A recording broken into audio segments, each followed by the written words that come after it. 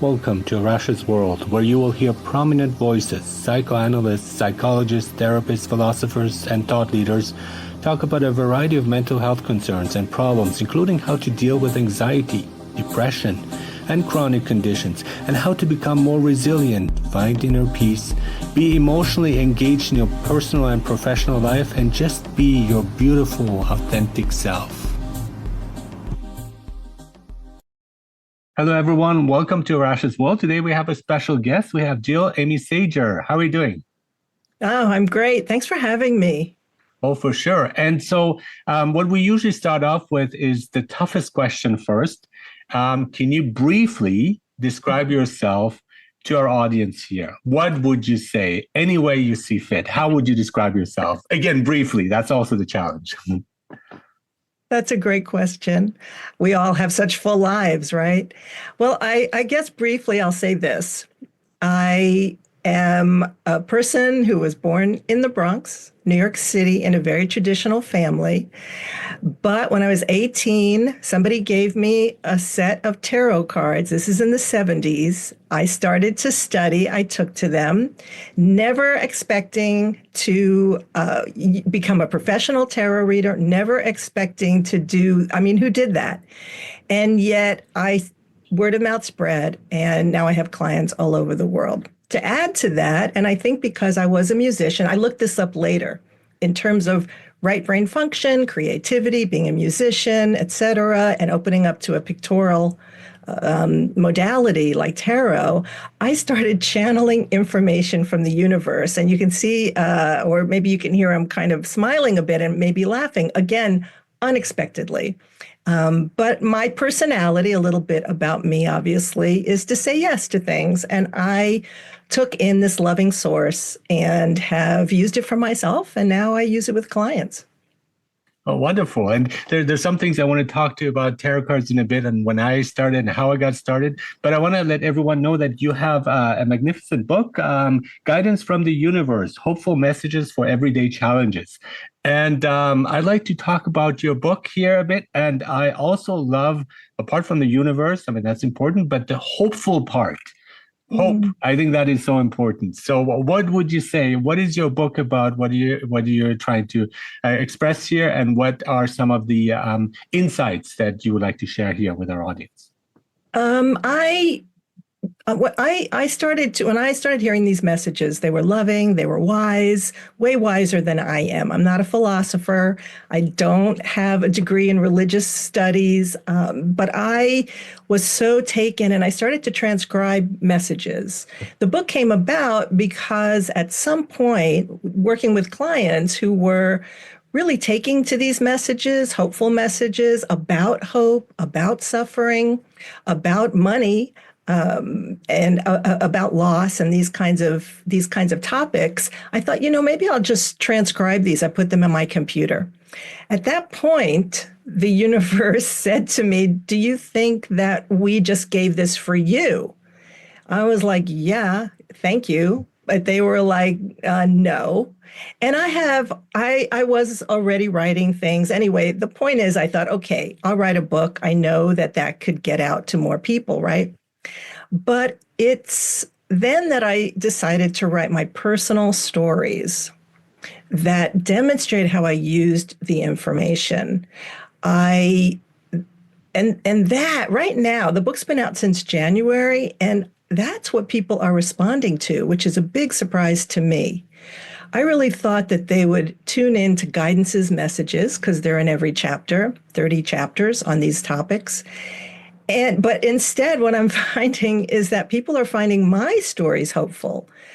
My stories, this is what I'm being told, resonate with people, and they demonstrate, you asked about hope, they demonstrate, unbeknownst to me, a very hopeful attitude about life, how my own struggles, my personal struggles can be transformed.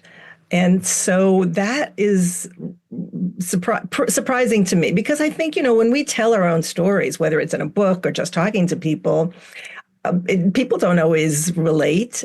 And yet these stories I'm being told are relatable. And that is what it sounds like is giving people hope for themselves to realize that, um, I didn't remain a victim to being growing up physically disabled. I had a lot of challenges.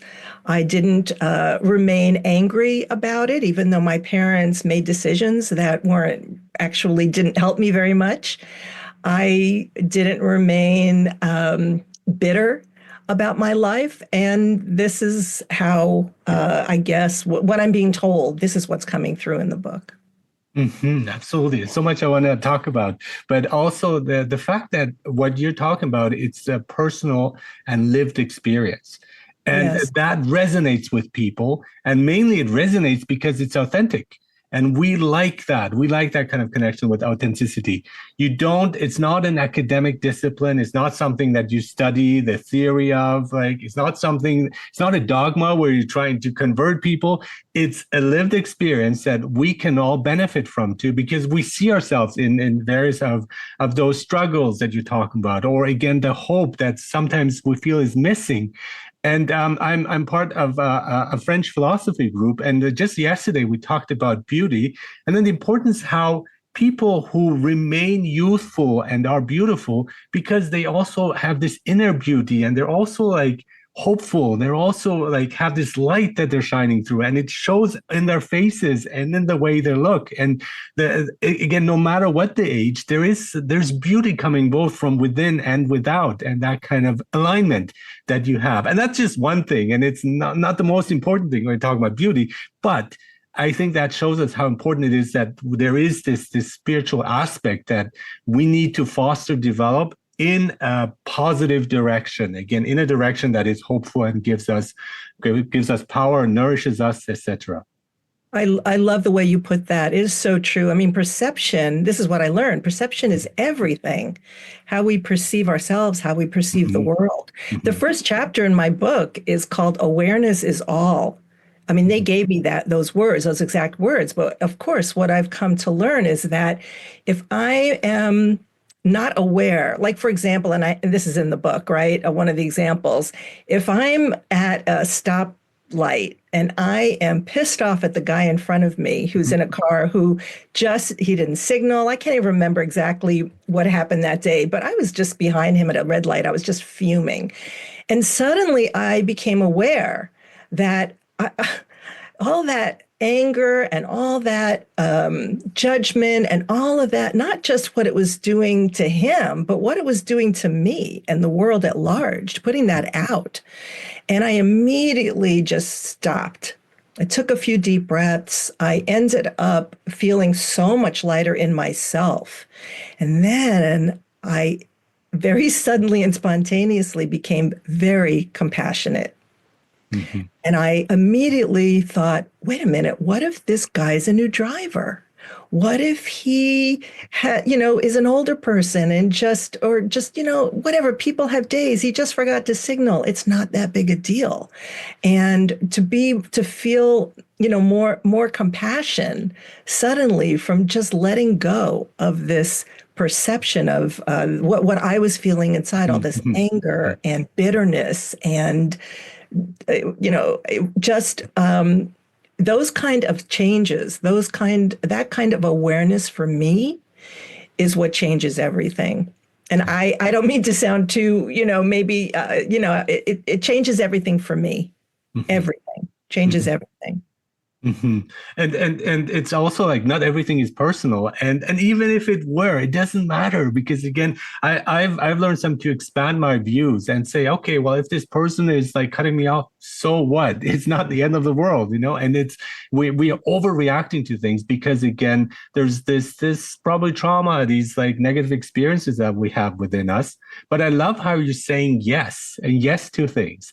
And just going Yeah. back to my experience of tarot cards, I was 16 at the time. It was my French teacher who actually did like a reading for some of the students. And my first card was a death card too. And he told me to calm down. It's like, you're young, you got to live a long time. It's not always that. But I was intrigued by it. And then he said, "Oh, I'm new to this too. I just went and bought this book, and the cards come with a guidebook, and you can buy it at this place." And so I could have had fear and say, no, I'm not going to continue. This is not for me. I said yes to it. And I've been Oh, practicing it for, again, as since then. And I'm fascinated by it. And I think it's that the willingness to embrace something that's different, out of the ordinary, but somehow it resonates with us. And maybe that was some of the universe saying, hey, yes, yes, say yes to this. Don't continue this path, you know? So that's don't be afraid fabulous. of it. That's it. Yeah, that's fabulous. Well, I think that tarot draws us in at with my experience, I think because it does shine a light on who we are. Mhm. I think one of the precepts I learned many years ago was, know thyself, right? It's kind of what I was talking about awareness, being more aware of what I'm doing, in life and how I'm carrying myself, et cetera, like that. And tarot does that. And that's why I think we're all drawn to it. We immediately feel like it sees us, it knows us. These cards are helping us Exactly. to unblock, to Yeah. notice things about ourselves. Because ultimately, isn't it really, for me, what I've learned? I didn't know this when I was much younger, right? But through tarot and this energy I channel, ultimately what I've learned is that everything, and this is not an ego thing, but everything does start with me. It's like I Of course. describe with the car. If I'm having a bad day, it affects everything. And so I think that's why I love tarot too, and why I took to it, because it really is it really shows us more of who we are. It holds up the mirror to us rather than holding it out into the world and saying, it's your fault and these things are happening. Because, like you said, absolutely, we're all triggered by Mhm. things. We grow up, and I don't know how it was for you, but I wasn't really given the opportunity to dig into my emotions as a child. I grew up at a time you can see from if some of you maybe you can't see, but I have gray hair, and I'm an older person. I'm 68 now. I grew up at a time when kids were seen and not heard. It's very different today, perhaps. And if you had an emotion, nobody really wanted to deal with it in my family. So I had to learn many things as an adult about myself. And I have really, through Tarot and guidance, they've really helped me to, expand my own understanding about what it takes to be a human being. I see that as the perfect counselor too, because it's like not only does it really know you already, but it also knows what would happen if you take certain steps. And I like that openness too. And a lot of misconceptions is that it's going to tell you what's going to happen. So you get the death card, yeah, it's like, okay, that's it. Yeah, it's over. No, it doesn't work that way. And it's also, we have a say in it. And I think I do like, and I want to talk also about destiny and see what you think about that. I think there is a part that is not within our control, but I think like a lot of it is our choices that we make, that we need to make, the way we respond to things, the paths that we do take in our lives. And that's also the whole journey of like the learning experience of taking that path. And we often make mistakes, which is fine because that's again the learning experience. But then you have that wise friend of yours telling you, well, you want to try this path because this is actually better for you. And we don't usually get that, but here we have this like perfect combination of different things coming together. And it's not going to tell you, oh yeah, yes, you're going to get sick and that's going to happen, that's going to happen. No, there's a lot of things that are within our control. Absolutely. I so agree. I mean, I always say, especially to first time clients, I'm like, I'm not a guru. I am not here Mhm. to tell you what to do. Exactly. I'm here to help you help yourself. Mhm. And I totally am with you. We have, and I always say this to clients too, you have free choice, free will. I Mhm. even say this about the universe because I know other people who channel. I know other people who want to learn how to open up to the universe and get messages from the other side of the veil, whatever that is, whether it's an ancestor, a spirit guide, whatever it is. And I always say, look, I don't take everything that even they say 100%. Mhm. And just because they say, yeah, maybe do that, it's got to resonate with me, right? It's got to Yes. be my truth. And I think we have to be very careful in this realm of I don't want to say spirituality, but in this realm where more and more people, and I'm going to say it, Mhm. more and more people are working with tarot cards, more and more people are getting into this. I mean, the number of tarot readers, unlike when I started in the 70s, I can't even keep track. The Mhm. number of tarot decks out there you can no longer keep track of because people are self-publishing. The New York Times, Wall Street Journal, people are talking about this in very favorable terms now. Mhm. And from my experience, what I see is that there are, am I going to use the word charlatans? That's a terrible Mhm. word, but everywhere, right? Whether it's in a religious setting or a Buddhist setting or this setting, which is an alternative, spiritual kind of path. So I just, always want to let people know you have free choice, free will. And if you're going to a reader who's telling you, um, you know, advising you, this is what you have to do, or it's negative, as you said, looking at that death card and saying, oh, someone in your family is going to die, you might want to think twice about that reading because that's not actually what Tarot is for. Yeah. And as you said, there's a lot of misconceptions about what Tarot truly is for. When I have clients that ask me, will, and they do, will so and so, I don't know, just I'll use a name, will Sam come back to me? I really love him. And I say to them, not my business to tell you. If I tell you he will, and he doesn't, you'll be disappointed. And if I tell you he will, you're going to live your life with this expectation. What's the point of that? The point in life is to enjoy the journey, figure out what's going on for yourself. Mostly what I do at that point is tell the person, well, maybe let's talk, let me do a reading to figure out why this is so important to you Mhm.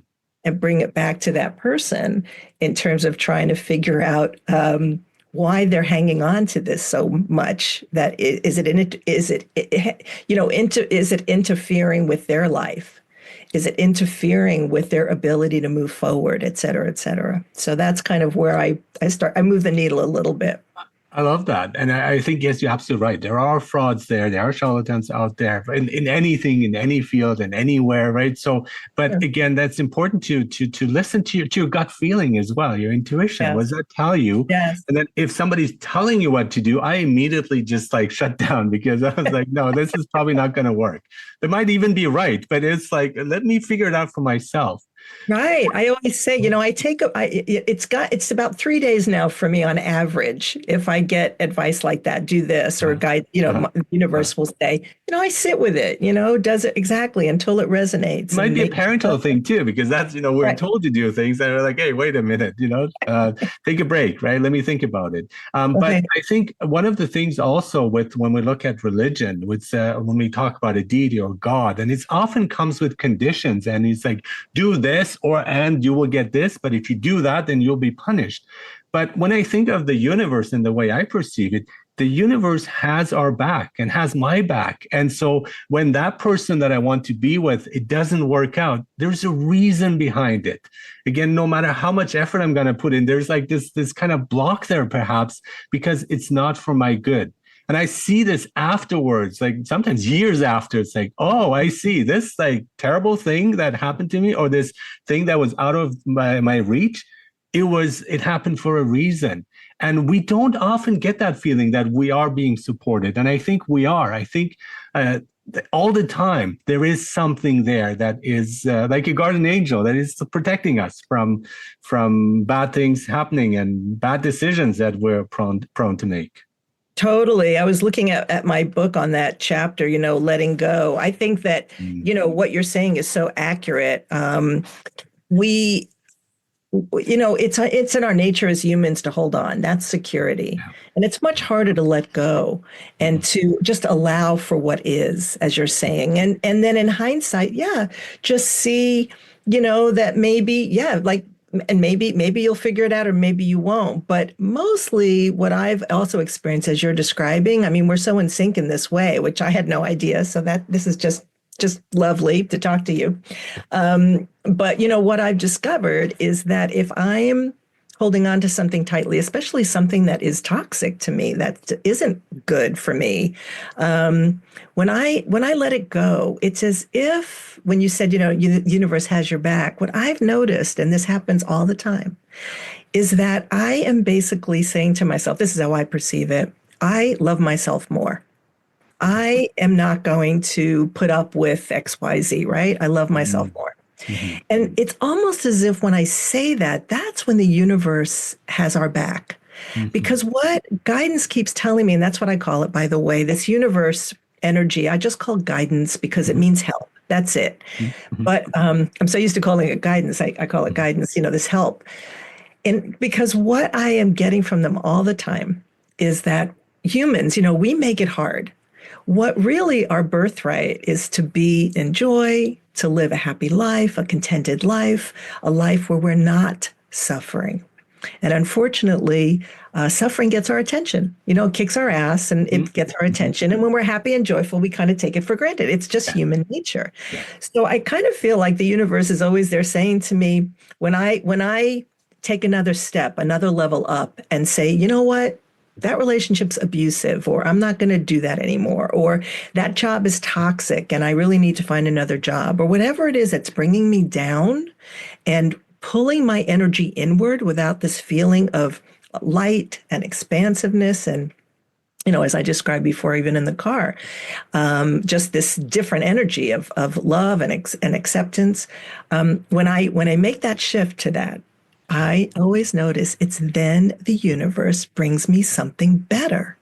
Mm-hmm. I Yeah. actually, Yes. it's all, I get rewarded. Yes. And you know that in tarot, for those of you who are listening or into tarot, one of the hardest cards is not the devil card, it's the tower. Yeah. The tower is that kick in the ass. I think the Yeah. Buddhists, I'm not a Buddhist, so forgive me if you are, Mhm. but I think the Buddhists describe it as, when you get too complacent, Yeah. things can happen to shake you up. Yeah. But what are the three cards that come after that tower? Where we are brought to the tower being a card that brings us to our knees of suffering, a lot of times a kick in the ass from the outside world, something terrible. Our partner wants a divorce suddenly, whatever.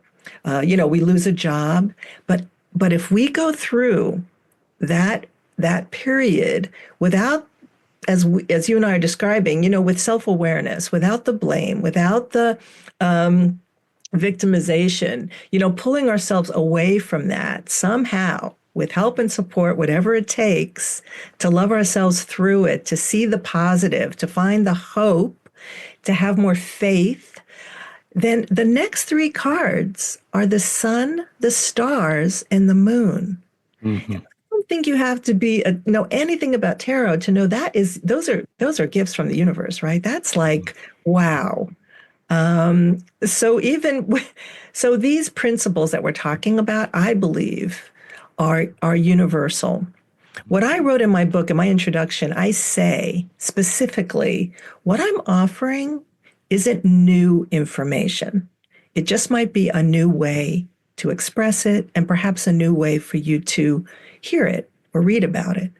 But what we're talking about are so deeply ingrained ideas. I mean, lots of people are writing about this, and here you are expressing it, and here I am expressing it. So I love that it's a journey of love, it's a journey of compassion, it's a journey of self acceptance, it's a journey of elevating ourselves individually so we can do better. We can do better for the people we love, and we can do better for the world and our planet. Yeah, and so as you're talking about, I was thinking of that before you even said it. So that's just great because I thought suffering is a wake-up call. Because when we're not, then we're just in this state where things just go by, our life goes by, and sometimes we're trapped in this like comfort zone. And it's that suffering that wakes up. So the tower, I think that's an excellent example that like catches us off guard, but that's the lesson there. That's the wake up call. It's like maybe changing things, maybe don't continue this way, or maybe look for new challenges. And if that's been from suffering, I've learned the greatest lessons that have helped me throughout. And as artists, as writers, that's when you produce your best work as well, right? So it brings out this resilience, this strength, this beauty that rises up. And or again, that's I think a choice where we just let it get us down and don't do anything about it or fall into a pit, which is fine again because then we can always get out as well. So it's this amazing thing that happens to us, and we shouldn't immediately or prematurely judge it as again something bad or everything is awful, but keep that hope alive. And in Shawshank Redemption, hope is a good thing. I love that quote. It's like, like whatever happens to you, Yeah. hope is a good thing, and we should never lose sight of that. Yes, hope is our daily walk. That's how I see it. It really is. It really is. I there's a chapter in my book where I talk about loss, right? Loss. Yeah. That's painful. And Mhm. I grew up, I was born with one leg shorter than the other. And when I was 9, my parents decided to lengthen the shorter leg so that they would be equal. I was wearing like a 2.5-inch lift on my shoe. Well, long story short, the surgery was a failure and I became more disabled. I basically lost the use of my left leg that was normal originally, and I can still walk, but it pain, I've lost the use of my knee, my foot, a lot of complications. And at one point, guidance was like, what does loss offer? Right now, I wrote this this is, from my book, I wrote about this. I may never be able to reconcile that loss, but I started to wonder what that loss brought me in my life. Like what is that? Right? Because I could have remained, oh, woe is me, and resented my parents and all that, and been angry at the doctors who screwed up and gone. I was 9. And between 9 and 12, I was in and out of hospitals. My life completely changed as a kid. And so I started to think, well, what did loss bring me? Well, you know what I discovered was that I am very resilient to loss. Mhm. I'm extremely resilient. And when I was younger, this came to me, as I think even as I was writing the book, which was maybe, the last 6 years, right? So in my 60s, I finally figured this out. But during my lifetime, people would be like, even a friend, this is a chapter in the part of the story in my book. I lost a bracelet once with a friend. We were on the train in New York, where I grew up. She just lost her stuff about it. Like, oh my gosh, we should have stayed on just a bracelet. And I was like, it's gone. Like, no big deal. Like, let's move on. Right. And I have a lot of other examples of that. So I started to think of myself as being kind of odd. Like everyone is, dealing with loss appropriately, and I'm not. Somehow I'm just so cavalier. And do I not have an emotion? Do I not care? But I realized that having lost so young, it really has made me resilient to loss. And I actually like that about myself. I like that a lot. It's not that it prepares me for all the loss that I have experienced, that I will experience. A good friend just died last week of cancer. These are great losses, but I have resilience around it. I understand that it's part of life, and it doesn't catch me suddenly going, why did this happen? And I can manage it. I understand it on a very deep It's level. like building those resilience muscles, right? And you need to experience it. And the more you experience it, the stronger you get. And I think that's hugely important because that not many people have it. And the smallest thing would be like an obstacle that they can't overcome. But then once you have those resilience muscles, you're like, well, okay, yeah, I lost the bracelet, big deal, right? And I think that approach is much healthier and much better and much wiser than somebody who would just lose it over something like that, which is again, in the grand scheme of things, it's just something material and you can Yes. always gain it back, right? But there's Yeah. also other losses that we can't gain back and grief and loss. But well, that is part of life. That is how the game is played. You can't change That's that. right. That's right. Nobody's going to stay here forever. That's right. Yeah. It's just what it is. You're absolutely right. Yeah. Mhm. But I find also when you can tap into your intuition, when you Mm. can be mindful and aware, and you mentioned awareness, which I think is very important. There's so much out there. There's so many messages out there that we don't perceive, we don't see, we don't hear, and it's constantly guiding us. Now, I found in many cases I don't even need the tarot cards anymore because there's so much Mm. out there, like synchronicities and signs and this and that. I just didn't see it before because I was not aware of it. I didn't perceive it. I wasn't ready for it. I didn't say yes to it. And this is very, very helpful because it's sometimes there are decisions made that seem completely just out of the world. You just the worst thing you can do, but it turns out to be the best thing. And I was guided by that intuition, by that gut feeling, and it's always been correct. It's always been for the best.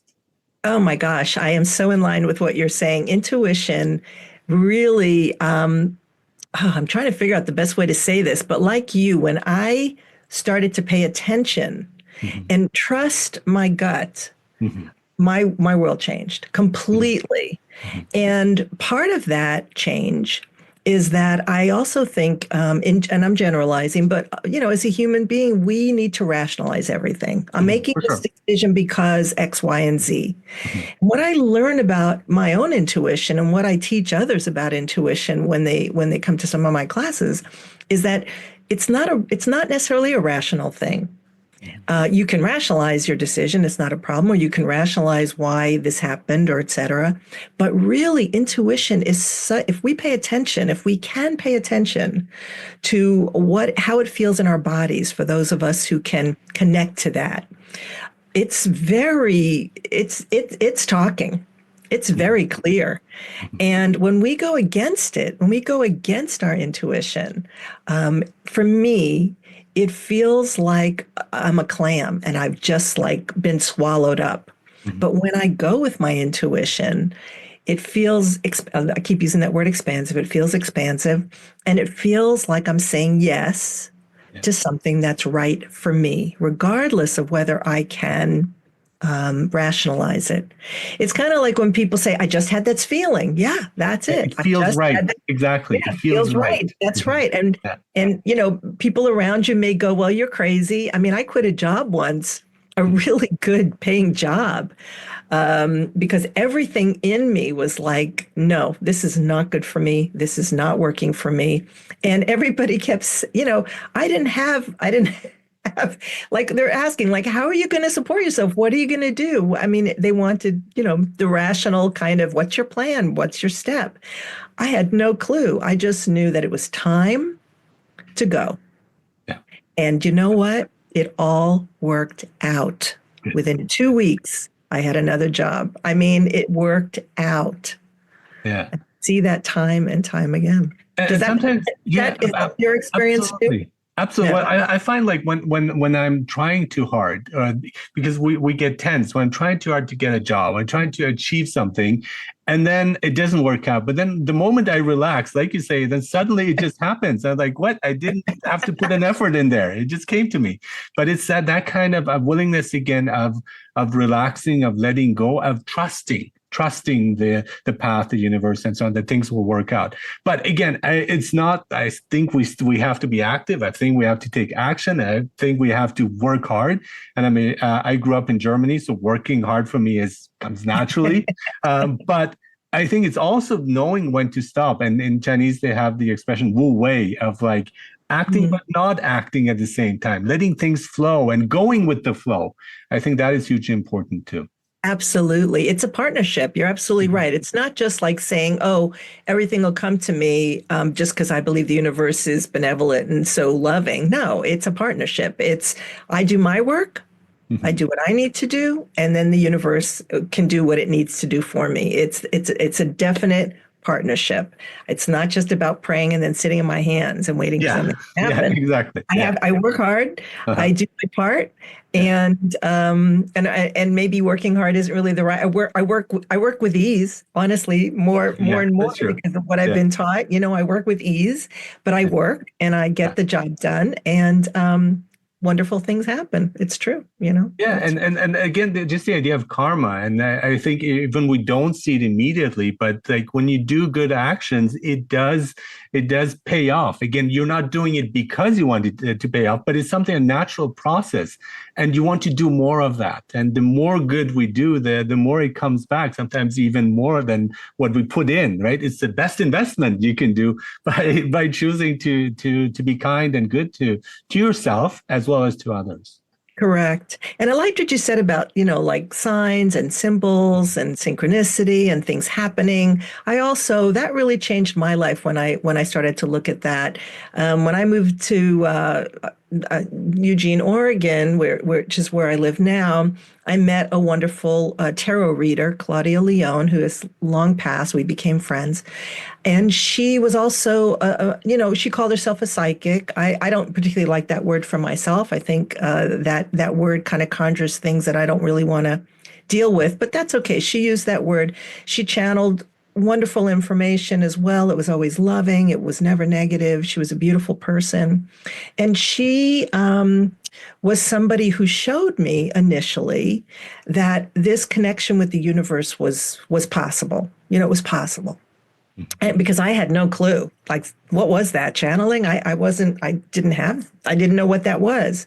And she was the one who taught me. She was like, there are always messages coming if you just ask. Just ask the universe for a message. And that started to kind of open I didn't know I was going to start channeling, but it did start to open my perceptions, I would say, about the world at large, right? And one of those initial interactions I had, and it's like what you're saying, it's about saying yes. It's about starting to look for those signs and those symbols. And one of the initial things that happened, I remember sitting on a log in the middle of this river. It was blue sky, trees surrounding. It was beautiful, and there was nothing. It was clear, no clouds, nothing.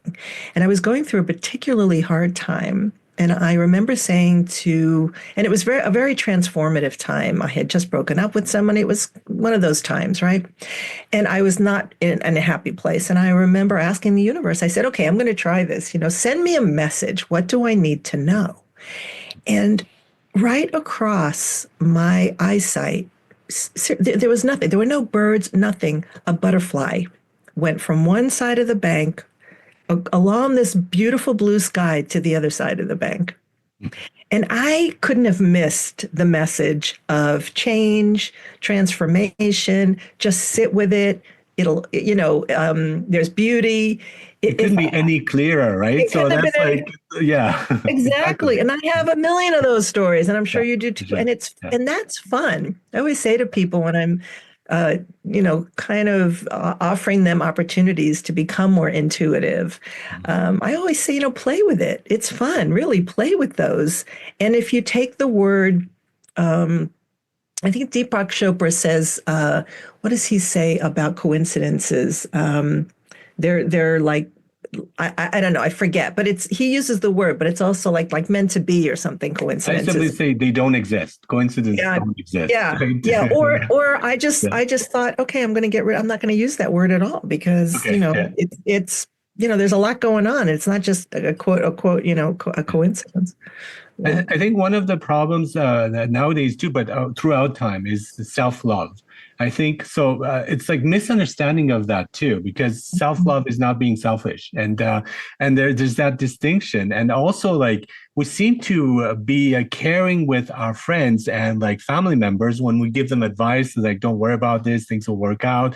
You're a good person, you're noble, and so on. But when it comes to ourselves, and again, personal experience too, we kind of attack ourselves so much and think we're also not worthy of things. And I think, but once we change that perspective and we say, yes, I'm worthy. Yes, I'm gonna love myself because not just for myself, but because I'm gonna help others more. I'm gonna love others more. So that kind of whole everything is interconnected. And no, it's the opposite. Those who are selfish don't love themselves. I think that's the issue they're having. So they need to love themselves. I love what you're saying. Absolutely. I agree. As a matter of fact, I find myself saying what you're saying to clients a lot of times. I mean, being selfish is not self-centered. Mhm. And, it's about being, I mean, in terms of, well, if someone is selfish, obviously they can be self-centered. But my point is that when we work on ourselves, when we take time to love ourselves, to Mhm. be more in tune with ourselves, that is, as you're saying, that's not selfish. Mhm. That really is, and what's interesting about that for me is how many people, because I see this, don't trust themselves enough. You were talking about Yeah, self-trust, yeah. to trust that if they work on themselves or they take that time, it's almost like they don't trust themselves. They feel like they will become selfish, or it already is selfishness. And as you're saying, they don't see the larger picture. So I always remind I always remind people who start to tell me this that you are already a compassionate, loving person. Mhm. Working on oneself isn't going to suddenly take that away. Mhm. It's not suddenly going to make you an egomaniac or someone who's so selfish that they can't see the world or other people the way you see them now. That's not what happens. What happens is what you described, that you become more loving, more interested in people, more compassionate. Exactly. So I think taking that time taking that time is so important. And whether that means that you are quiet, you talked about relaxation. I think sometimes when we all get to the point where we can feel really Twitter-pated, we're tense, whatever it is that's going on, we've been triggered, we're not having a good day. I find for myself, if I am really feeling that, and sometimes I'm not aware of it, it might take me a day or two or three. And then finally, I'm like, whoa, I'm just carrying this energy that feels just terrible. I'll set a timer for 10, Mhm. even 10 minutes, 15 minutes, Mhm. and I'll sit and I will just sit with it. It's not about not trying to, it's just about accepting what is. Mhm. Mhm. But we talked about suffering earlier. It's actually through that suffering that I'm feeling um, that I then want to release it. I want it to go. Mhm. And I find different ways. We all can find our ways, but I find different ways to do that. Mhm. And that's when there I am taking time to love myself more. And then I feel better. I'm nicer to my husband. I'm nicer to everybody else. I'm not, anymore yelling at the customer service lady, Yeah. who I do apologize for when I do that, too. But it's really about just taking that time for ourselves. Yeah, for sure. Yeah, Yeah. absolutely. And so, what I mean, my question is actually, what is channeling? I mean, I'm familiar with tarot cards, and I've had a few people who talked about channeling. But what is it for you? What's the practice? How can you prepare for it? And what are some advantages or maybe potential pitfalls too when we're trying to do that? So what would you say to our audience and to me as well as advice? Yeah, I think that channeling, there are different types of channeling. There's a great book called The Science of Channeling by Dr. Wabe, and she is, I think, the research I hope I'm getting this right. I don't have the book in front of me, but she's the research director for the Institute of Noetic Science, Mhm. and they're doing a lot of research on channeling. So there's a lot of different types of channeling, right? There's trance channeling where you don't remember what's going on. There's people who are call themselves mediums, where that gives the idea that you're actually talking to people who have passed over. That I'm familiar with. Yeah. Yeah, it goes on and on and on. Psychics who will predict the future. I've heard many stories of accurate psychics telling you this is going to happen, and sure enough, it does. So, and others, I don't need to go all into it, but I personally started to, I don't know, I can't even remember how this started, but for me, I remember what they call automatic writing. Mhm. Mhm. Like I was hearing a voice and I thought, oh my gosh, I should get a pen and paper. And so I knew that voice wasn't mine. Mhm. Can't tell you why. I knew it wasn't my mom like yakking at me, or giving me stuff to do or telling me how to do it. Mhm. And I took a pen and I was writing not in my own handwriting. And I remember feeling a little fuzzy, Mhm. like I wasn't in my body, but I was also aware. And I went with it. You talked about Mhm. saying yes. I went with it. Mhm. Good. That's how I got all these messages. Well, I now I don't know if I'm answering this correctly, but I can channel now. I can receive messages. My channeling, what I'm saying is I receive information, messages about myself for other people, clients. I don't just, not just going to open up and say, "Oh, here's what I got for you." I just feel I have more. That's boundary issues. I'm not like that. But the point is, if a client asks, I'm like, okay, let's, I get information. How do I get this information? Now, that's the $1 million question for me. And a lot of people want an explanation for that. And have asked, I asked for a name originally. They were like, names of vibration. You can call us Sally, you can call us Martin. We don't care. And I suddenly was like, guidance. Yep, just means help. Okay, I'm there. That's fine. You're helpful. But my point is that to this day, and I've been doing this 30 years now or more, I just live in the wonder of it. Mhm. And I feel that I don't need to contain it. I don't need to, we talked about rationalize it. I don't need to figure out how it Understand it comes, even. You don't need to understand it, right? understand it, Yeah.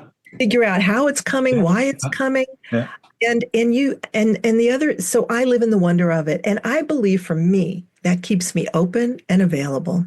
Mhm. Something I've learned is that also too from clients, right? Noticing that people have a hard time, a lot of people have a hard time with I don't know.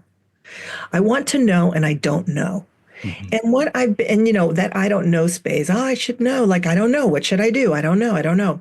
And what guidance taught me is that those questions, I don't know, are actually an expansive invitation to know. And so rather than thinking, oh, I'm lost because I don't know, just keep saying, I don't know. You're basically telling yourself and the universe and anyone who's going to listen that you want to know, and the answers will come. So Yeah. I like to keep an open channel to Mhm. what this is. I like to live in the place of I have no idea what's going on, and Yeah. I'm good with that. Yeah. Now, for me personally, um, I channel in many different ways. I Mhm. can go into trance. I can be conscious. I still can automatic write. I have predicted people's futures. Don't tell anybody that. I have talked to dead people. Don't tell anybody that because I don't advertise that. It's not what I want to do. I also talk to animals. I've gotten information from animals. Don't ask. I don't know how it works, but it's been accurate because I get feedback right from their owners. So it's all possible. It's just that I only think it's all been possible for me because I stay open to whatever this is, whatever is going on. And when you asked, could it go wrong? I'll tell you this story. I had been channeling for a while. In other words, reading, I still use tarot cards. I love them. But when people come to me now, they mostly get information from the universe. And you'll be maybe interested in this. What I get, and then I look at the cards, they line up pretty close. Yeah. It's That's pretty perfect. awesome. Yeah. It is pretty awesome. It's like Yeah. why is tarot working? Mhm. I have Mhm. no idea. I But see it as a tool. I mean, if you have yeah, a direct connection with it, then you don't need the tool anymore. You can yeah, just exactly. get Yeah, it. I mean, I can Yeah. Yeah. exactly. So there it is. It's like this connection that I had, and I was using it with clients, reading Mhm. tarot, but channeling information about them. And I remember sitting at my kitchen table. A client was coming over, and and I've been doing this for a while, and I thought, oh my gosh, what if I've opened to something that is negative, harmful, Mhm. um, oh, not so great? What have I brought in, right? And immediately the voice said, well, you've been doing this work anyway for like 20 years. It's Yeah. always been love. It's always been, do you think suddenly you're Yeah. going to get Yeah. like the devil or I don't know, call it whatever you want? Yeah. And I just went, oh, okay, I can trust. I can trust.